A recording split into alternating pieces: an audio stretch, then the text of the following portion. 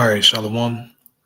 I want to start off as always, man, by giving all praises and glory unto Yahweh, Bahashim Yahushai, Bahashim, Baha HaKodash.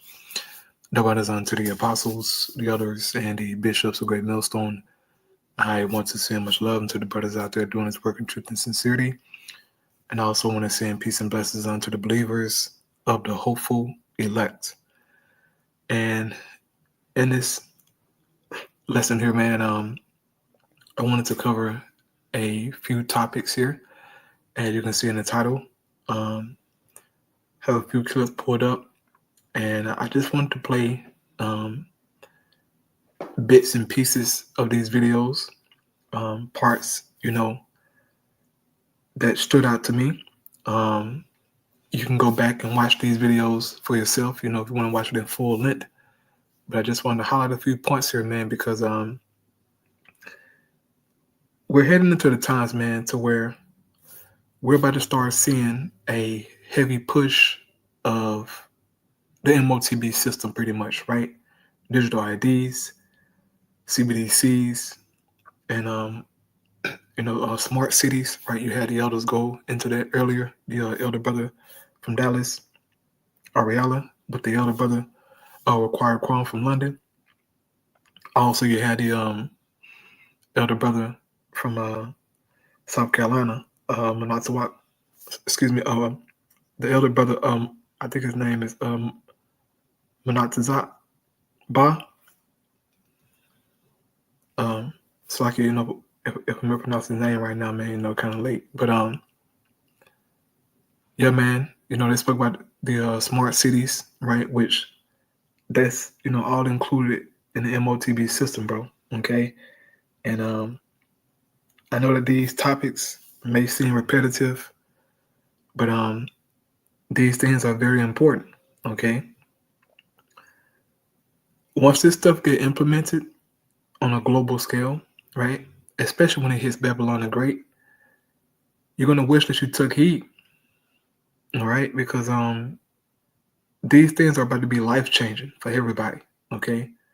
Especially for us over here in America, who are used to so-called freedoms, so-called freedoms, doing what you want to do, buying what you wanted to buy, getting on the internet, without any resistance, right? Just going about doing what you want to do. That's about to stop, all right? Once these devils implement these digital IDs, they're going to pretty much have control over your life, okay? You won't be able to escape that because that digital ID is going to be tied to you, and just about everything that you have access to will be tied to that, all right? And you can't say, no, this ain't me, all right? You know how right now you can make a Instagram account or YouTube account, and you know how to put your name on there or nothing. You can just be anonymous, all right? You can be incognito, and you can, play around or whatever, But with these digital IDs, it's going to be you, okay? So if you post something that they seem, deem extreme or offensive, hey, they can just cut off your CBDCs. And ultimately, it's going to be the MOTB in your body. They're going to just cut it off. As in, you won't have the luxury of going to the grocery store or paying your bills or whatever, get medicine. That's about to be tied to everything that you own, all right? And this is the dystopian world that these elites want to implement, right? Ultimately, they just fulfilling prophecy, okay? Because it's the Most High system, right? He's just using Esau, but it's the Most High system, right, that he's putting into place to fulfill prophecy. But these things are very interesting, man. And I have 2 videos pulled up by Whitney Webb. All right, I love, watching her videos, bro, because she just hit it on the head. I mean, she hits it on the head every time. All right. I don't know where she getting her information from, but this woman, man, all right, she really, really be exposing the plans of the elites, right? Pretty much her own people, And that's a fulfillment of prophecy, right? Like the Lord said that He's going to make their tongues fall upon themselves. Whitney Webb is a part of that. All right. So enough of my rambling, man. Okay. Kind of late, bro. I'm kind of drained from work, but whatever. Let's get into this here. And Lord willing, this is edifying. All right. So first video, it says, Whitney Webb, this is the ultimate plan for society, right? This is what the elites want to push out to the people. So here's the first video. I have it sped up a little bit, so it may seem kind of fast, but here we go. The goal is to have everyone link their biometric digital ID first to a social media account. And we've had people like Elon Musk promote this even before he bought Twitter, saying we need to authenticate all real humans that use the platform to resolve the quote unquote bot problem on Twitter, which obviously it's there. You see that? Just real quick. How she mentioned Elon Musk and how he's for digital IDs, right? To further authenticate that you're a human being, right? That's crazy, man. What do you mean? All right. Now I understand, that, bots are out there, which we're going to talk about the bots and the stuff like that, but they're going to push the narrative, hey, look, to prove that you're not, a terrorist or a robot or something crazy, you need the digital ID so that we can confirm that you are who you say that you are, right? This is control. This is, all right, we got you. We know everything about you. Okay, so this is you, right? This is a goddamn trick, man. It's a trick by the devil, but they coming with it.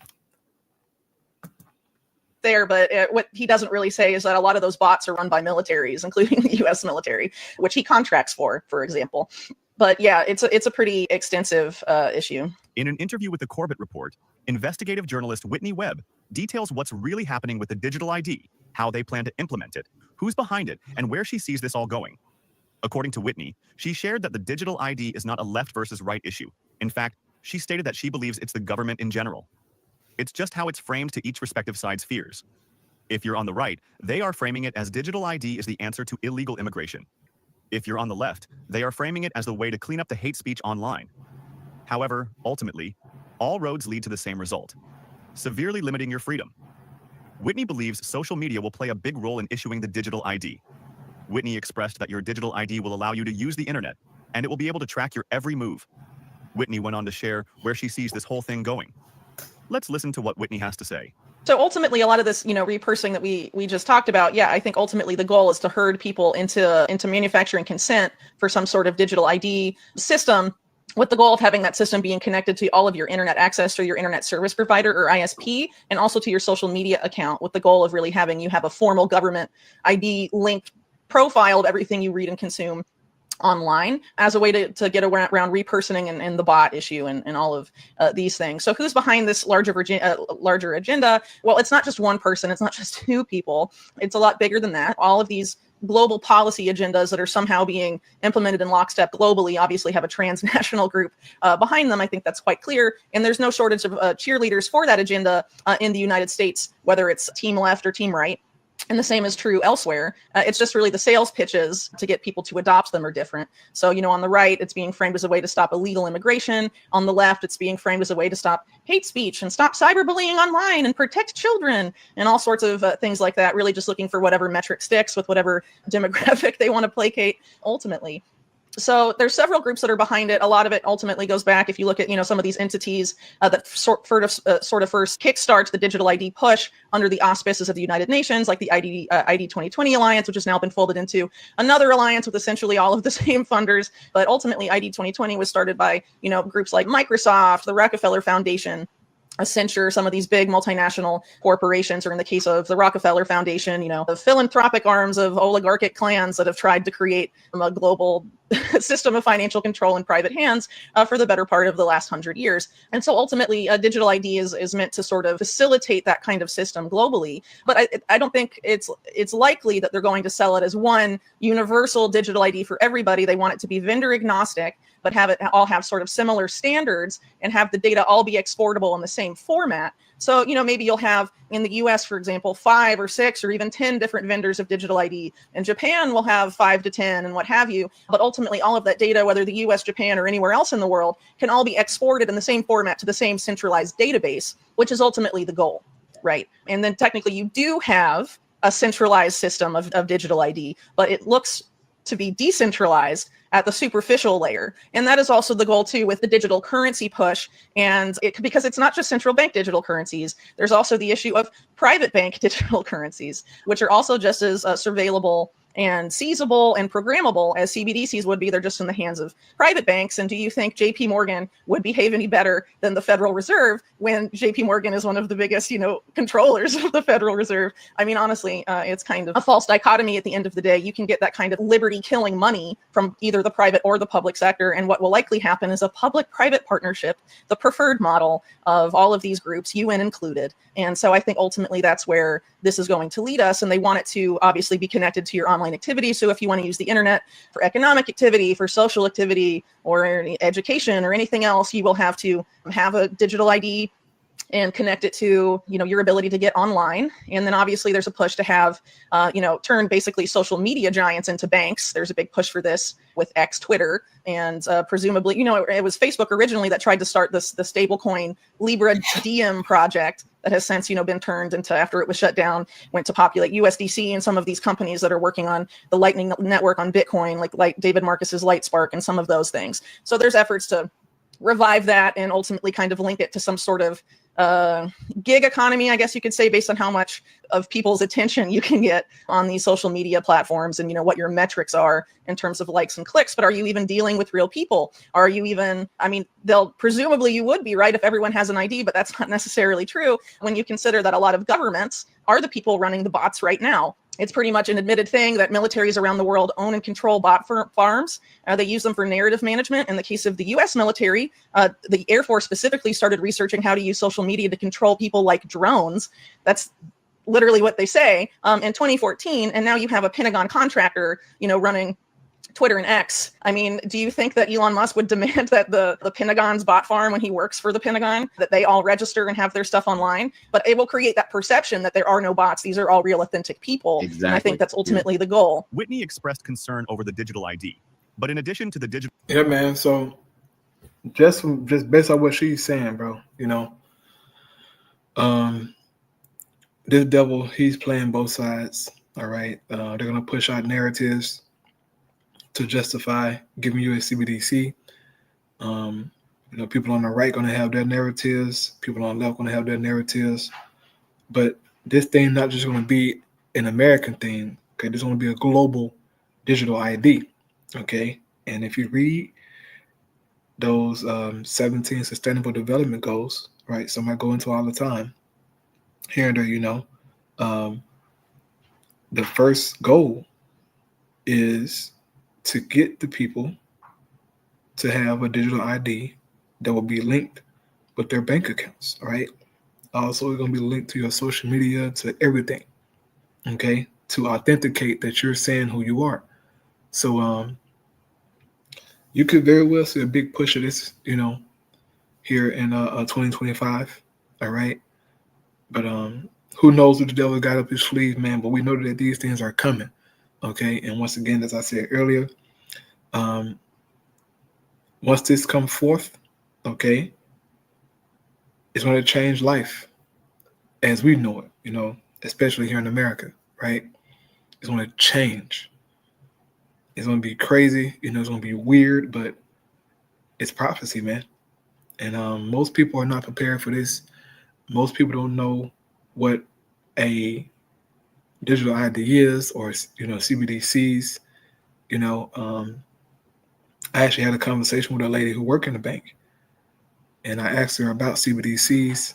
I asked two ladies at two different banks about CBDCs. They didn't have a clue about what CBDCs were. I'm like, damn. And they in the bank, but just because they're in the bank, they don't know everything. But I was just, kind of surprised, man. But this is where the word is heading. All right. Now the next video here is another a recent interview by Whitney Webb okay, 3 days ago. This is on Before School. And as you can see, the title of this says Epstein 2.0, Digital Blackmail, AI Surveillance, Anti-Humanism, Propaganda, Whitney Webb. And I'm on a section here where it says Dystopian AI Trans-Human Future. Okay. And this is something that the World Economic Forum, in particular Klaus Schwab, has mentioned that pretty much the goal of the fourth industrial revolution is to merge man with machine, right? To pretty much enhance man, right? Make them better through AI technology. Okay, so this is part of the transhumanism, this crazy stuff, man. But these devils gonna fail, bro. All right, but they will get a chance to do this. It's prophecy, but this is wild and it's crazy. Okay, so she gonna say a few words on this here, man. And I grab my precept and move on. So here we go. So it seems like we're being presented this idea that it's inevitable that we're going down this transhumanist AI post-human world. We're going down this conveyor belt towards this future. And I think it's people like you and me are saying, look, we don't have to go down this conveyor belt. It's not inevitable. No, we don't. But if we were to stay on this dystopian, tyrannical, globalist conveyor belt, where does that lead? Like a generation from now, if we don't make a change and they usher in the future that these elites want, these technocrats, what are we looking at? Yeah, so I would encourage people, if they want to essentially know what's planned in that scenario, to go and read the book written by Eric Schmidt, the former Google CEO I mentioned earlier, and Henry Kissinger, called The Age of AI, Our Human Future. So essentially there they frame a lot of stuff as warnings, but if you have any idea into who Eric Schmidt and Henry Kissinger are and what they've done in their careers, they don't really seem like they're very concerned about some of the impacts they claim to be concerned about to me, but that's just me personally. But there are some things they say in there that objectively do consider careful consideration. So one of those is that, AI will they say invariably lead to a division of society. Essentially, they don't use this term, but I will use it, into classes of haves and have-nots. But the way they define it is a little different. So sort of this more elite tier would be the people that determine AI's objective function, that program and develop AI and understand what AI does to people. And then the lower class presumably would be much larger. And that is the class that AI will act upon, but people will lose the ability to know what AI is doing to them. And they argue that this process of people losing the ability to know what AI is doing to them will happen because of this phenomena they refer to as cognitive diminishment, which is sort of this idea that's pretty easy to verify. If you stop doing mental math and use a calculator all the time, it gets harder and harder and harder to do mental math. And the same is true for really like any skill that you don't practice. So they argue that because of the convenience of AI and how it's been creeping into our lives, and I think we've seen this a lot since the advent of generative AI, it will become harder and harder and harder and eventually impossible for people to do certain things, including make decisions for themselves, because the AI will tell you where to go. It will tell you what music to listen to. It will tell you what clothes to buy. And essentially, that's their vision. People will eventually lose the ability to make those decisions for themselves or even develop their own preferences without the assistance of artificial intelligence. And so obviously the way to fight against that is to not outsource all of your decision making and skills to that. And unfortunately, I think as we've seen with the rise of generative AI, people are creating less. People are outsourcing their creativity to AI, have AI make art for me, have AI write things for me. And eventually that leads to a world where in a generation, people don't know how to create art or create music or write without AI. And what does that ultimately mean for humanity? Then essentially we do end up in sort of this helpless state where we become dependent on machines to function. But it only happens if we voluntarily give ourselves over to that type of system and decline to use the abilities granted to us by our consciousness and our souls, and decide to let machines do it for us and have them become the creators and have us just be processors for AI, batteries like the Matrix. I mean, I don't know, but I'd rather not see that come to fruition. And I think the way to avoid that is very easily within the hands of anybody, regardless of your economic status or what your skills are. Everybody can create something. Maybe you whittle things out of wood. Maybe you make music. Maybe you make art. visual art or other, woven art. I don't know. There's all sorts of things people do. People have always been creating ever since we've existed as a species. And I think if we surrender that, then the post-human future would be an inevitability. And that's essentially what these people are hoping for. And I think it's important for people to fight against that. And I think when people talk about resisting this agenda, this is something that inherently gets left out of that discussion. And I don't think it should be at all. Because again, I don't think people are really reading what a lot of these architects of AI policy are thinking and saying. People are just willingly using it because it's convenient, it's easy, but without really thinking about long-term consequences. And I'm sure people that have been using generative AI, I don't know, in independent media to generate content for your site, has it gotten harder to write those things after using it for a year? Probably. For those people, I would wager. And that type of phenomena is only going to get worse. And what happens when we can't even develop, we can't even think for ourselves anymore? Because stopping creating, not being able to write, eventually you're not going to be able to think without the help of this algorithm or whatever. And again, as I mentioned earlier, AI is prone to hallucinating, seeing realities that aren't there, and all sorts of things. And how deep could we get dragged into some sort of artificial illusion if we sort of outsource our thinking and our creativity to this type of entity? It's kind of funny because Schmidt and Kissinger argue that these hallucinated realities, AI seeing realities that humans can't observe, mean that the reality must be real because AI is so much more intelligent than us, so that we should believe whatever it sees that's unobservable. And I don't know, maybe that could be true in some instances, but since there's no way to verify, do we really want to shape society around what could be hallucinations of some human created machine, just because certain people that are powerful in society have an almost religious like devotion to artificial intelligence? I don't think that makes any sense, personally. It's funny, a lot of these people are Yeah. Ultimately, that's what the elites want. Okay, they want you to solely depend on their AI, all right, their technology for everything. Okay, you receiving a brain implant, all right, according to Elon Musk, it will think for you. Okay, it will enhance you, as he said. It will give you abilities that you don't have in your natural human state, right? You can become super smart. You can, transcend your natural state. This is what they're promising, all right? But it's danger and depending on it, And the point she was making, man, how, we depend on it, we don't even think, you just go to Google, just go to Google, look it up on Google, you don't even think about it anymore, So, and matter of fact, Gene Alpha, right? The generation known as Gene Alpha from, I think it's like 2012 to 2015 to 2030, something like that.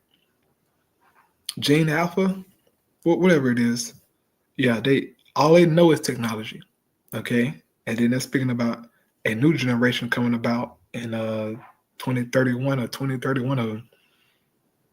They really ain't gonna know nothing but technology and AI, So, but the Lord just got to come back and put a stop to this madness, But these are the plans of the elites. Ultimately, the plans of the Most High is to get this stuff up and running, And as I said earlier, you're going to see a heavy push of this madness very soon.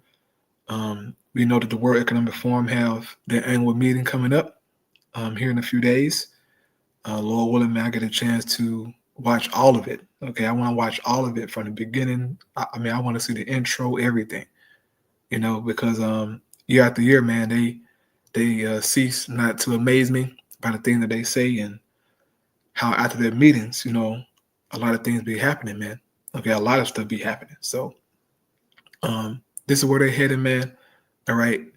It's ultimately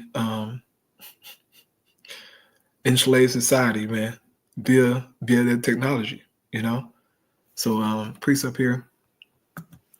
This is Psalms 140. All right. Psalm of King David. It says prayer for protection against the wicked. Okay. And we already know who the wicked is. All right. It says to the chief musician is Psalm of David. Deliver me, O Lord Yahweh, from the evil man. Preserve me from the violent man.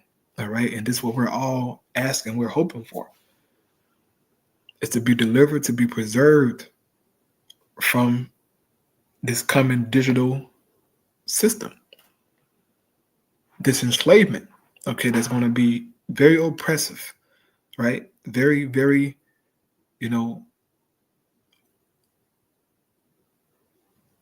crazy. That's the best word I can say right now. It's going to be crazy, man. Digital ID, CBDCs, all of this crazy shit, robots everywhere, drones in the sky, driverless cars, and I mean, it's crazy shit, Elon Musk got his robots out here.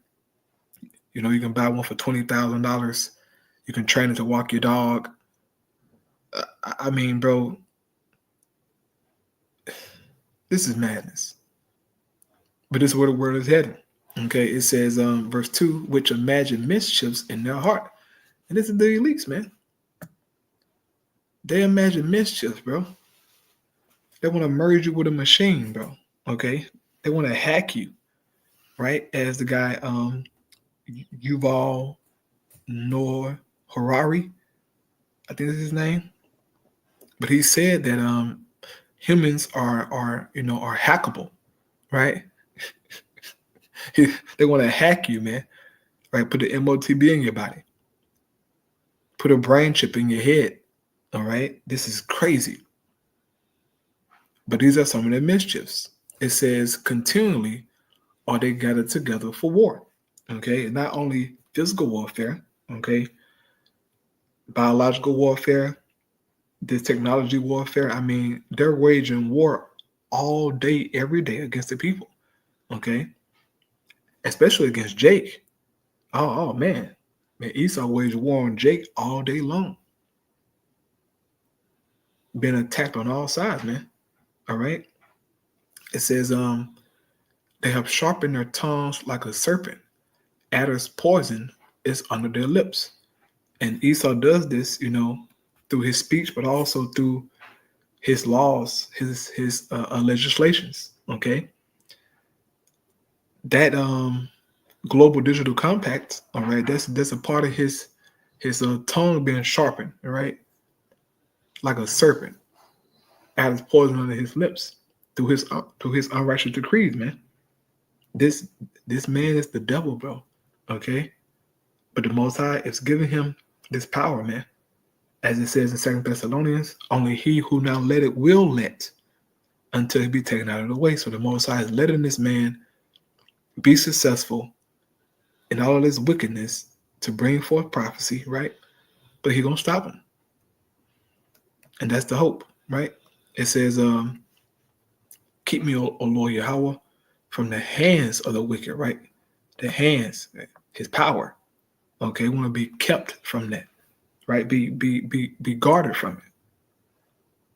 Because this man, once he get these people to accept that, C-hip, those brain implants, they can hang it up for their lives. They can hang it up.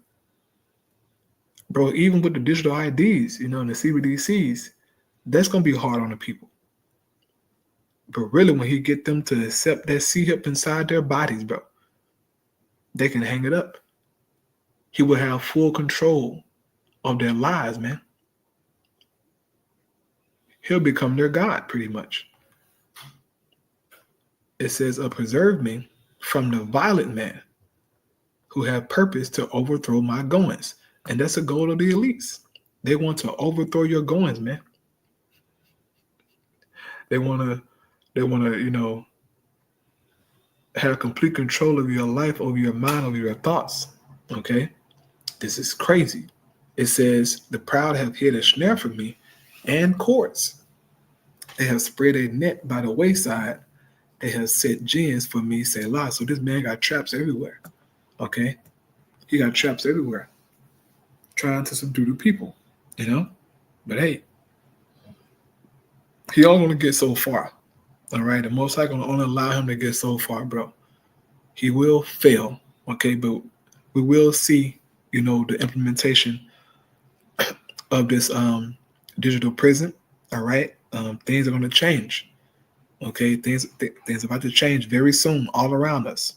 It's already changing. Okay, but it's going to be changes to where okay, damn,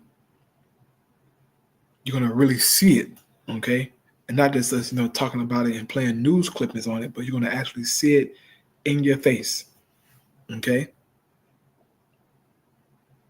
and that's when faith gonna really have to be enhanced in us all. Okay, your mind gonna have to be strong. Your mind gonna have to be strong, bro. And these are the times that you're supposed to be locking in, as the apostles and the elders and the brother been saying, bro. You gotta lock in, bro. This road gonna be very uncomfortable, very uncomfortable. Okay, like the Most High gonna let this man really come forth with this BS, bro. And he's looking to subdue everybody. All right. So moving on here to the last portion of the lesson, the CBDCs. All right. This is a video from 6 days ago. Okay. It says the dangers of digital currencies. Hillsdale College guest speaker Catherine Austin Fitz on the danger of central bank digital currencies. Right. This lady here, Catherine Austin. All right. She does good videos. All right. She's a financial lady. Okay. She's into economics and stuff like that. She's totally against, CBDCs and what they stand for, because she knows the wickedness that Esau is going to come forth with, So this is a 4-minute clip here. I think I'll close out on this one. I have another one pulled up from Neil McCoy Ward.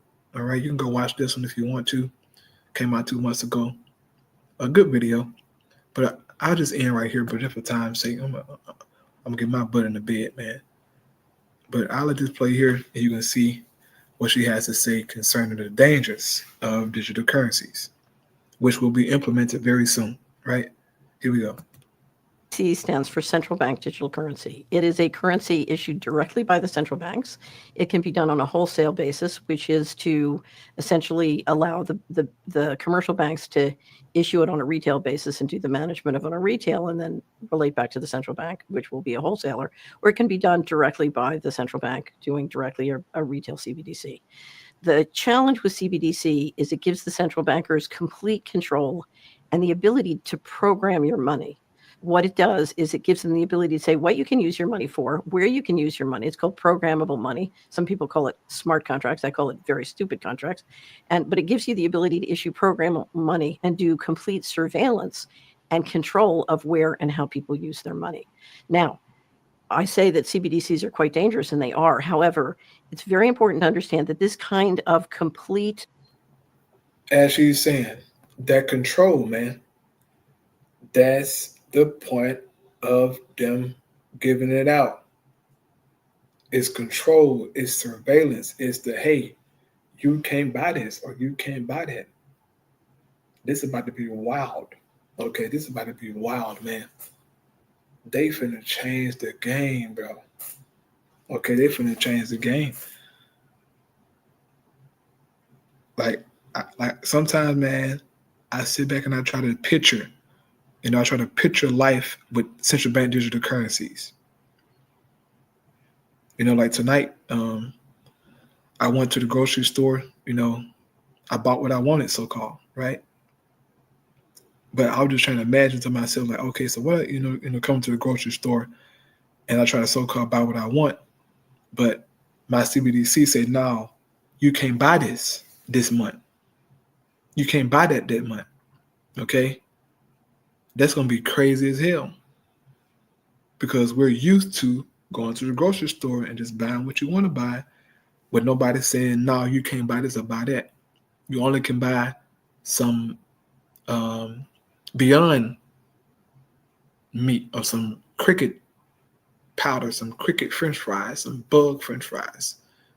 That's all you can buy for this month. I think about this sometimes. But this is where the world is heading, bro. Like, this shit finna get shaky, dog. All right? Here we go. Control comes about not through CBDCs, but having an all digital monetary system. So what we want to stop is an all digital monetary system, because it is possible to do the equivalent of CBDCs on a private basis. So I can use merchant codes with your bank account and your credit card. I can kick you off your online payment systems if I don't like what you're saying on social media. There are many different ways if we go to an all digital financial system. We have digitized throughout our economy. So our homes are full of digitized equipment that can be identified and surveilled. Our cars are more and more electric. They can be stopped remotely. The thing to understand is if we go to an all digital transaction system, financial transaction system with a digital ID, so I can tell you're you and I'm me with great precision, then suddenly all those different digitized items and equipments and systems snap into one complete control grid. And the key to that snapping into the control grid is the digital ID and the all digital monetary system. Now, let me tell you what that looks like, because we don't have a financial problem. We have a governance problem. If you do it in a system where a secret governance system that is non-transparent and outside of your control, if that gives them the power to basically turn on and shut off your transactions, we're in a coup d'etat world. By creating an all digital transaction system with a digitized economy and a digital ID, suddenly the central bankers now control fiscal policy. They can determine where you go, when you go. So let's go back to the pandemic. During the pandemic, if the lockdown said you can't go more than a mile from your home and you can only go that on Tuesday and Thursday, in an all digitized economy with satellite flying overhead, they can literally track you. And if you don't do what they say, they can turn off your money. Now, what this means is you not only have usurping of the people's representatives, but you have a usurping of the state powers. So under the Constitution, the powers not delegated to the federal government are reserved to the states.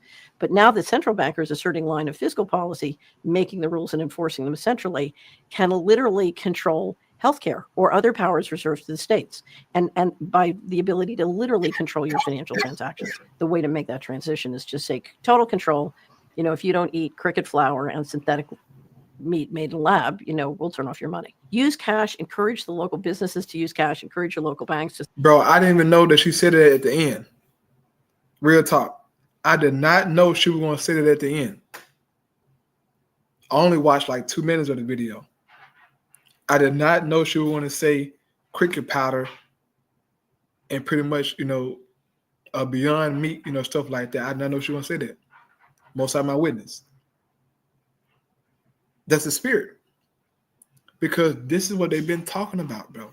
You need to buy some cricket powder. Do you know how fucking crazy that sounds, bro? Cricket powder.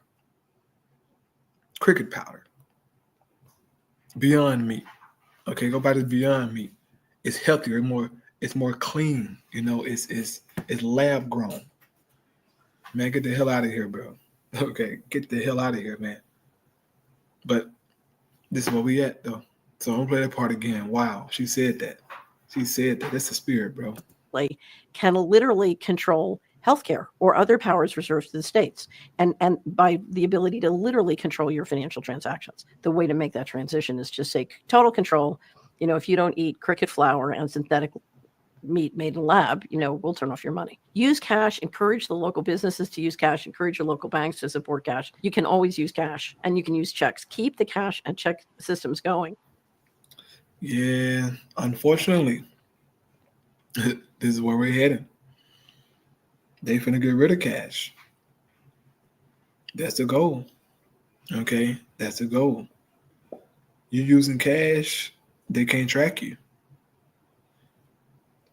But you use CBDCs, they can track you down, man. So I'm gonna close out there, bro. All right. Lord Windows Edify, man.